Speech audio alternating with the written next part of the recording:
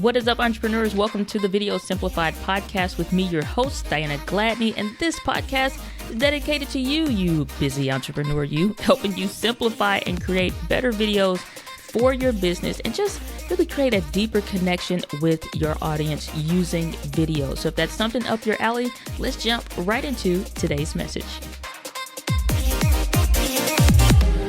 What is up, guys? Welcome back to the Video Simplified podcast with me, your hostess with the most ass, Diana Gladney. And we are, if you're listening to this for the first time, we're going to be transitioning this into a video podcast setup. It should have been initially, but just with timing and the way things were going, it just takes time to do those things and to be able to produce them and so forth.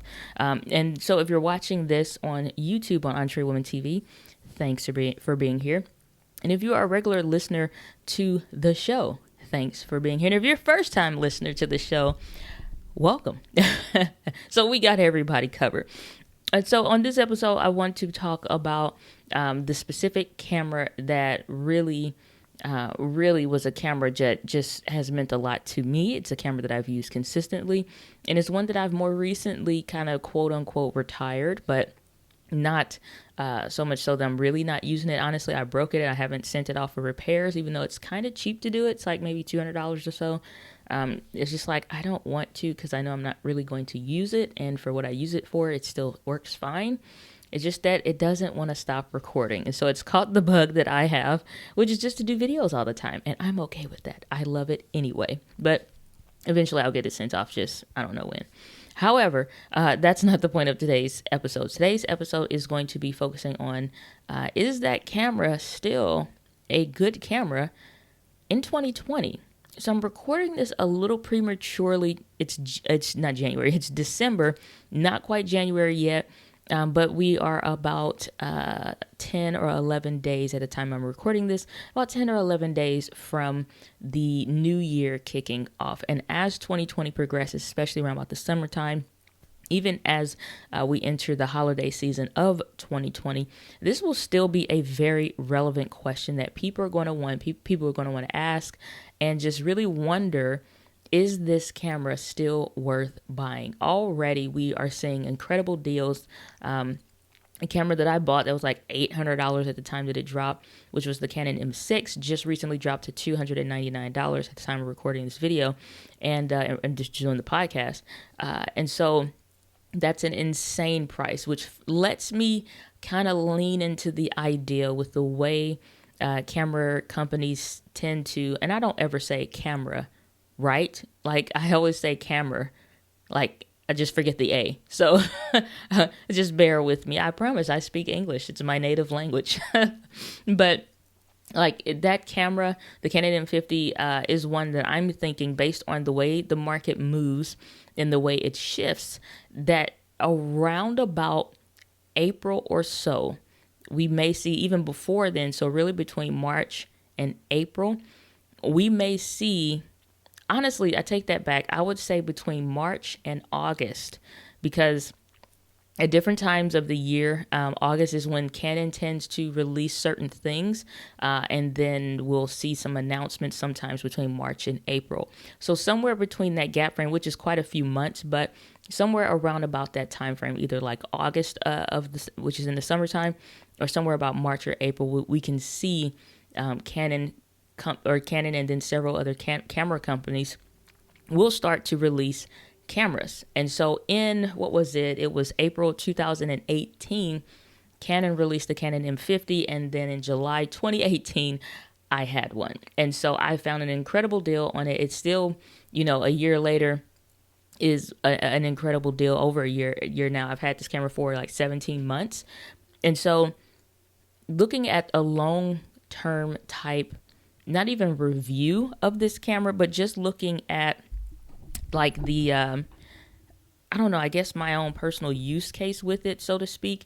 It's been a phenomenal camera. I've absolutely loved using it. And so for that, and even having a video editing and production company, that is not the normal use case for what most people, now I don't need to use that camera. I use other cameras for my company, but even having, a video editing and production company and video being my bread and butter, that camera is still an amazing camera. So when we think about what we're going to use that camera for, like for regular, the average everyday consumer, average everyday user and YouTuber, whether you're making stuff, you're in the maker space and you're making crafts and arts, whatever you're doing, this camera is going to be more than enough for you. And so regardless as to the limitations, and I mentioned, new cameras coming out because around about like 2020, I think we can see a Canon M50 or a Canon M60 potentially, or M51, whatever they want to call it. We can see an M50 successor probably come to the market. The M6 Mark II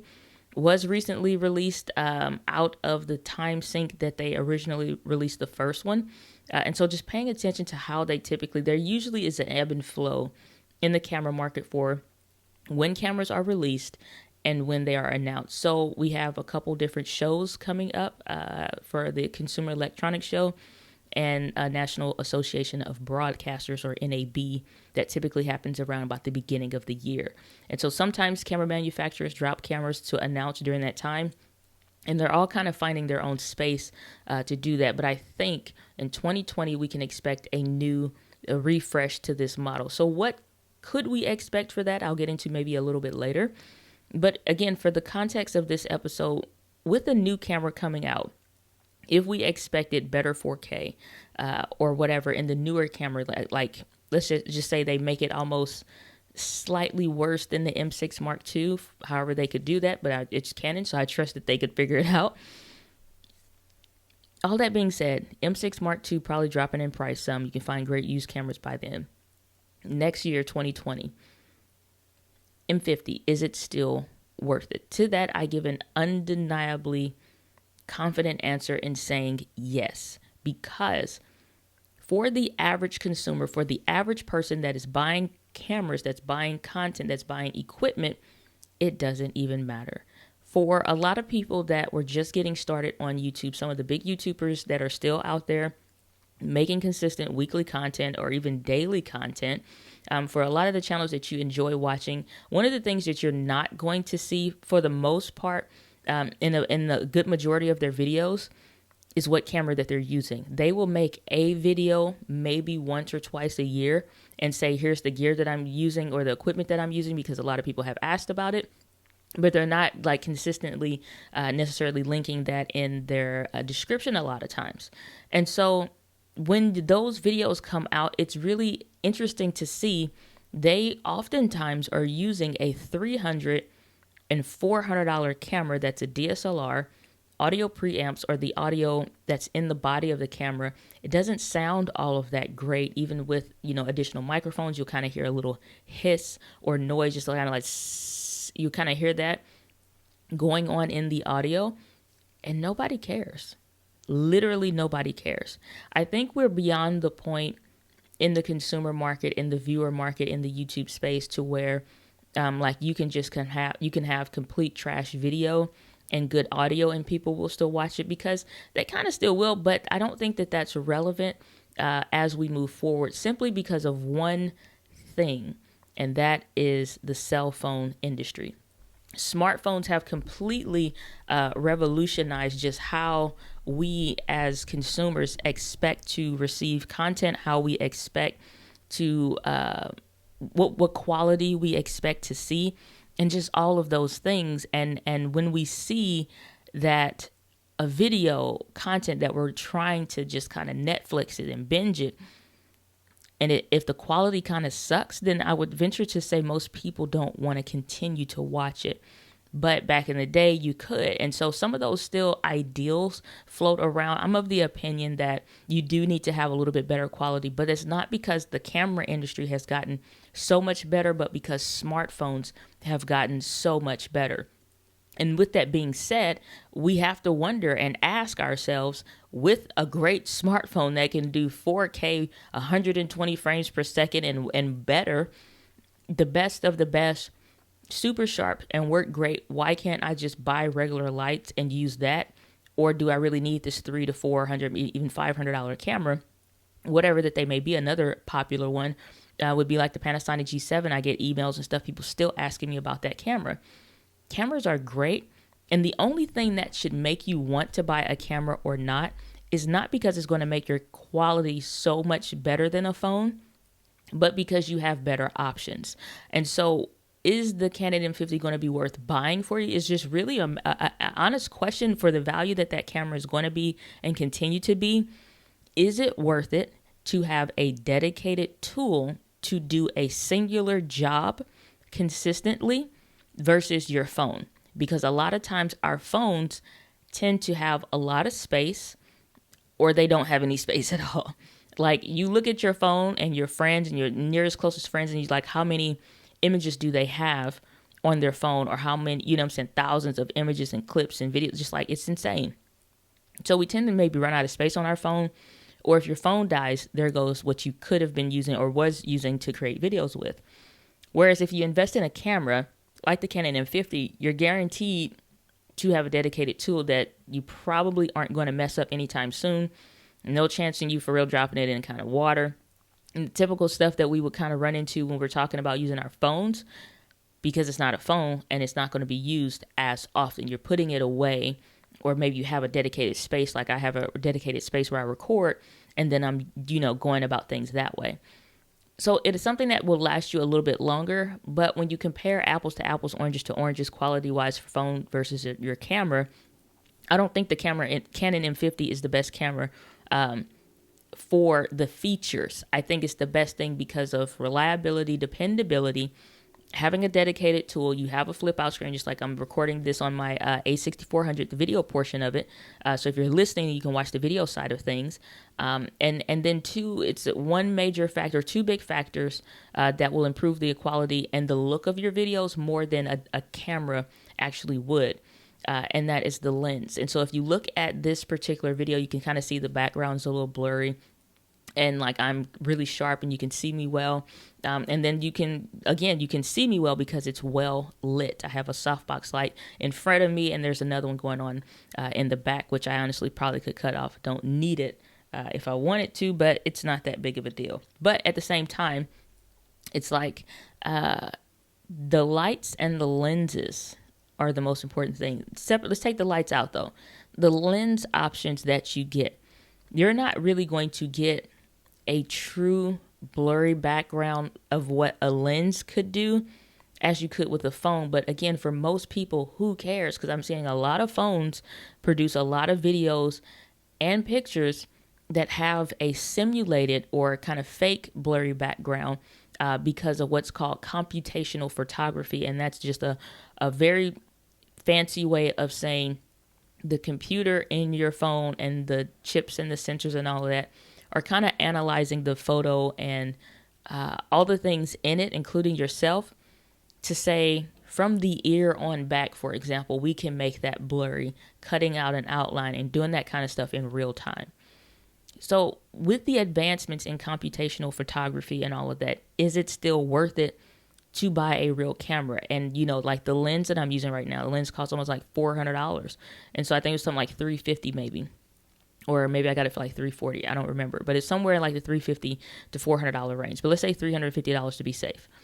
So for $350, I bought one lens. Whereas for some YouTubers, they bought a whole camera and the kit lens. And it's just like, it's not worth it for a lot of people. But it is worth it if you're going to take your videos to potentially another level. And I say potentially because it does you no good to just buy the camera and the kit lens and you are going to do just 1080p and never buy another lens for real. I see a lot of people on Facebook Marketplace, unfortunately, and like even on Craigslist and stuff like that, when I'm looking for different equipment or something like that. And I always see a basic camera that may be about $300 or $400 and a kit lens, and then it is going to be the 55 to 200 type lens, some extra bigger lens or whatever. And like, these cameras are never hardly ever used. Ever, hardly ever used. Because they went to a store and got, whatever recommendation. It's like, oh, well, it can only go 15 to 45 millimeters. But if you want to get really close, like your kid playing soccer, you need a much more lens that's going to zoom out way far. Like, I've heard the talks constantly when I'm at the camera store. I don't even go hardly that often because you get sick of it. And they sell you a bag of goods for a lens that you're not really going to use. And then for the stuff that you want to do, like when you're doing videos like this, just kind of talking head videos, and all the time I get asked, well, what are you using now? Well, what are you using now? What did you use on this video? And a lot of times it's the same thing. It's not the cameras that make the video quality better. It's the lenses. And so when you look at a camera that has limitations on its features, access to better lenses so that you could get a blurry background and better quality, but you may spend, a couple $100 potentially on different lenses and all of that, because you're like, for every different type of look, either you really got to know your stuff, or you need to know what lens you need to use to swap it out to kind of make that look happen, if you don't want to like finagle and do any kind of hacks and all that. So if you're not willing to go through all of that, is the Canon M50 going to be worth it for you in 2020 with the advancements in phones and all that? No, it's not. Absolutely is not. Because if you're just going to do a basic video where you would still, like with a kit lens, it's not going to be like too blurry behind you. You can do that with your phone, like legit. And that's not just to say just use your phone, because some people get frustrated with that. And I know even I did. Initially getting started, you'll hear people say, just use your phone. And that's frustrating to hear, because you're like, no, I want the better quality. But you really have to ask yourself, for all of the things that are going to go into getting this camera that can quote unquote produce better quality, is it going to be worth it? And are you willing to invest the time, energy, and the money to learn how to use it properly, to get the different looks, to get the different effects that you want out of the camera as best as it can produce? Or is it really better just to use your phone? And then 2, are you truly dedicated to doing videos consistently, so that when you're using the camera, oh, I want this look, let me change that. Oh, I want this look, let me change that. I'm using the app for this camera right now on my phone, and I could go in and I could change whether I want to change the ISO or make the background even blurrier, and that makes that by default it's going to make the image brighter, which means that I need to actually lower my ISO to get back to a normal look. So I went from f2.2, if you're watching the video, to f1.8, took the ISO from 200 down to 125, and now I still have a similar look with a little bit blurrier background. Now, if that sounded like foreign Japanese to you, unless you speak Japanese, but if that sounded like a foreign language to you, that's how confident you kind of want to be with your gear. You want to know, based on the camera that I have and the lens that I'm using, granted, you don't need to be a pro at video. I'm not saying that. But I'm just saying you want to know, if I change this, it's going to affect that. And how do I get it more blurry? Like, again, just slightly from f2.2, which is the aperture, to f1.8. And then I'm like, okay, I'm at 200 already for the ISO. I have lights. I can drop that down to f125. And now I, get the same look with a blurrier background and not be overexposed and all of that. That being the case, if you don't understand the basic mechanics that go into doing a video, again, investing the time, energy, and the money to do that, it really doesn't make a whole lot of sense to frustrate yourself, invest in money. And I see it all the time. And especially just having conversations with a lot of people, it's a waste. It winds up being a waste of money, because you get 5 or 10 videos in, if that, maybe 20, even 30. And in the grand scheme of things, that's not a lot of videos. Because if there's 52 weeks in a year, you're just barely cutting it. You know what I'm saying? You don't have a year worth of video content if you're producing once a week. So will the Canon M50 still be worth it? I think so. If you're willing to accept its limitations, you want a dedicated tool that'll give you 1080p good video quality. If you're doing 4K, working with its limitations, being able to do that. If you want better quality natively, like I said, just to make the background blurrier, and I just changed that using my phone. And again, if you're listening to this on the podcast, on the audio version only, then you can watch the video and just kind of see as those changes happen in real time. But if not, it's just like, and you're not willing to kind of get somewhat invested into it, then it's not going to be worth it. It would be better just to use your phone. So I think the honest response for this is a half and half, because I don't recommend stuff to people if I really don't see, a need for that. I have somebody I was talking to, and, just having a conversation, and it's just like, oh, I want to get this thing that cost a whole lot of money. And it's just like, for what you're doing, for what you have, and the equipment that you're describing to me that you have, you need to focus on some other things more than just this other stuff, because you can get a better lens and still not know how to use it, and your videos still look like trash. So like I said, I think we're beyond the point to where you can just have a sucky looking video. And I mean, like, when I say sucky, I mean, like, imagine putting grease or Vaseline over the lens of your phone and trying to shoot video like foggy, crazy, super shaky, weird, that's what I mean, like sucky videos quality. I think we're beyond that point to where you can kind of have that foggy, weird looking video and decent audio, and people will watch it, to where you at least want smartphone quality videos. And at this point, in especially moving forward, looking ahead in 2020, I don't think that it's going to be worth it for everybody. But if you want a dedicated tool, you're willing to invest in at least a couple lenses outside of the kit lens, honestly, just one other one, so that you can kind of reproduce some of the things that you want, and 4K is not important to you, then I would recommend it still. If you want a camera, if you want one, because you're going to get a lot of the great things like dual pixel autofocus, which is essentially to say just great autofocus. So even if I move around, like, I can look on the screen of my camera and that box is just stuck to my face like glue. It's not moving. If I move, it moves with it. And so it'll work great.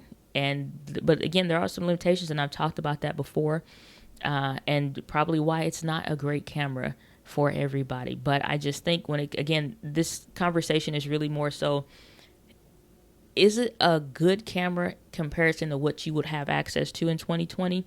I think it still would be, but is it worth it though? Is it worth it to you personally? Is the question that you really have to ask yourself. So as more cameras continue to come out, as better options become available, I think this is a question we'll constantly have to pose back to ourselves. Even like in 2020, let's say it's summer or December of 2020, and I'm looking at the A6400. Is this still a phenomenal camera? I already know the answer is going to be yes, because Sony jam-packed so much into the camera that it would still do incredible years later. And so the M50 is the same way, but already starting off with limitations, you have to ask yourself, are those limitations really worth it for you? Or are you still just going to buy it and then keep looking at YouTube videos and then knowing that I wish I had got something better to begin with? So that's where I'm going to leave it for today's episode. If you enjoyed what you heard, or if you're watching the podcast, make sure you go to iTunes and leave a rating or review to the stars that you feel are appropriate, and leave that comment in addition to it. I greatly appreciate it, and I do go back to read all of those. So with that, my friends, live with passion. I'll see you on the next episode of the Video Simplified podcast. Take care.